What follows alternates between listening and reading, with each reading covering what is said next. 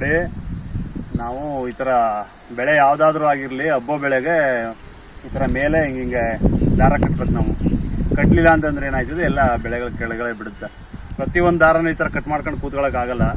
ಹಂಗಾಗಿ ಒಂದು ಟೆಕ್ನಿಕ್ ತೋರಿಸೋರು ನಮ್ಮ ಹಿರಿಯರು. ಅದು ಯಾವ ಥರ ಟೆಕ್ನಿಕ್ ಅಂತ ತೋರಿಸ್ತೀನಿ ಬನ್ನಿ. 5 ನಿಮಿಷದಲ್ಲಿ ಆಗೋ ಕೆಲಸ ಬರೀ ಅರ್ಧ ನಿಮಿಷದಲ್ಲಿ ಆಯ್ತದೆ. ನೋಡಿ, ಈ ಥರ 2 ಬಂಡ್ಲು ತಗೊಳ್ಳೋದು. ಆ 2 ಬಂಡ್ಲದ ತುದಿನ ಹಿಡ್ಕೊಂಡು ಈ ಥರ ಹಿಂಗೆ ಜೋಡಿಸ್ಕೊಂಡು, ನಮ್ಗೆ ಇವಾಗ ಒಂದು ಮಾರಷ್ಟು ಉದ್ದ ಬೇಕು. ಒಂದು ಸ್ವಲ್ಪ ಜಾಸ್ತಿನೇ ಆಗಲಿ ತೊಂದರೆ ಇಲ್ಲ, ನಮಗೆ ಕಟ್ಟಕ್ಕೆ ಮಂತಾನೆ ಈಸಿ ಆಯ್ತದೆ. ಜಾಸ್ತಿ ಇದ್ದರೆ ಈ ಥರ ಅಳತೆ ಮಾಡ್ಕೊಂಡು 2 ಬಂಡ್ಲು ಮಡಿಕೊಂಡು ಈ ಥರ ಹಾಕಬೇಕು. ಈ ಥರ ಹಾಕೊಂಡು ಈ ನೇರಕ್ಕೆ ನಮಗೆ ಇದಿರೋದು ಅಳತೆ. ಈ ಥರ ಸುತ್ಕೊಂಡ್ರೆ ಕರೆಕ್ಟಾಗಿ ನಮ್ಮ ಅಳತೆ ಸಿಗುತ್ತೆ. ಇಷ್ಟೇ ಕೆಲಸ. ಒಂದೊಂದೇ ಕಟ್ ಮಾಡ್ಕೊಂಡು ಕೂತ್ಕೊಂಡ್ರೆ ಲೇಟ್ ಆಗ್ಬಿಡುತ್ತೆ. ಹಂಗಾಗಿ ನೋಡಿ, ಏನು ಸೂಪರ್ ಆಗಿದೆ ಐಡಿಯಾ.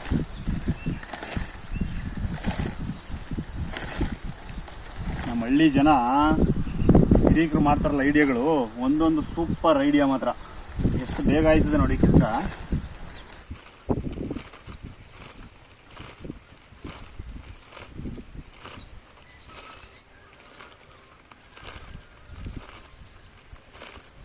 ನಮ್ಗೆ ಈ ರೀತಿ ಒಂದು ಬಂಡ್ಲ್ ಆಗೋವರೆಗೂ ಇಟ್ಕೊಳ್ಳೋದು. ಆಮೇಲೆ ನಾವು ಕಟ್ ಮಾಡ್ಕೊಂಡ್ರೆ ನಮ್ಗೆ ಅಲ್ಲಿ ಕಟ್ಟಕ್ಕೆಲ್ಲ ಈಸಿ ಆಯ್ತದೆ. ನಮ್ಮ ಗಂಡ ಕುಳ್ಳು ಮಸಿಲ್ಲ ಅಂತಂದ್ರೆ ಸತ್ತವ್ರ ಮೂಗ್ನಕ್ಕೂ ಇಲ್ಲ. ಇದು ಆ ಥರ ಮಸ್ಕ ಬಂದವನೆ. ಇವನೇ ಅವನು ಭೂಪ. ನೋಡಿ, ಈ ಥರ ಮಾಡಿದ್ರೆ ಒಂದು ಬಂಡ್ಲ ಆಯ್ತದೆ. ಇದಕ್ಕೊಂದು ಸಣ್ಣ ದಾರ ಕಟ್ಕೊಂಡು ನಾವು ನೆಕ್ಸ್ಟು ಈಸಿಯಾಗಿ 1 ಅಥವಾ 2 ಲೈನ್ಗೆ ಆಯ್ತದೆ. ಇದು ದಾರ ಆರಾಮಾಗಿ ಕಟ್ಕೊಂಡು ಹೋಗ್ಬೋದು. ಒಂದು ಸ್ವಲ್ಪ ಉದ್ದಕ್ಕೆ ಕುಯ್ಕೊಂಡ್ರೆ ನಮ್ಗೆ ಈಸಿ, ಚೆನ್ನಾಗಿರುತ್ತೆ ಕಟ್ಟಕ್ಕೆ.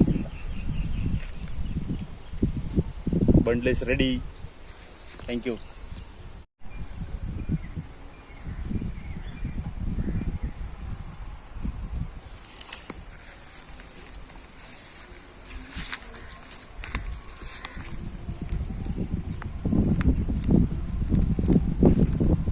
ಇಷ್ಟೇ, ತುಂಬ ಸಿಂಪಲ್. ಈ ಥರ ಎಣದ್ಬಿಡ್ತು ಅಂತಂದರೆ ನೀಟಾಗಿ ಆಯ್ತದೆ. ನಾವು ಸುಮಾರು ಥರ ಹಾಕ್ತೀವಿ, ಮೇಲೆ ಬಿಳಿ ವೈರ್ ಹಾಕ್ತೀವಿ, ಇಲ್ಲ ಅಂತಂದರೆ ಸುತ್ತಲಿ ಹಾಕ್ತಾರೆ. ನಮಗೆ ಇದು ಈಸಿ, ಯಾಕೆಂದರೆ ಇದು ಸ್ವರ ಬೆಳೆ ಆಗಿರೋದ್ರಿಂದ ಅಷ್ಟು ಒತ್ತೊತ್ತಿಗೇನು ಬೇಕಿಲ್ಲ. ಡಿಸ್ಟೆನ್ಸ್ 1-1.5 ಅಡಿ ಇದ್ರೂ ಆಯ್ತದೆ ಒಂದೊಂದು ವೈರು. ಹಂಗಾಗಿ ಈ ಥರ ಮಾಡ್ತಂದ್ರೆ ತುಂಬ ಈಸಿ ಆಯ್ತದೆ. ನೀಟಾಗಿ ಬರ್ತದೆ ಗಿಡ, ಕಾಯಿಯೆಲ್ಲ ನೀಟಾಗಿ ಸಿಗ್ತವೆ. ಅದಕ್ಕೆ ನಮಸ್ಕಾರ.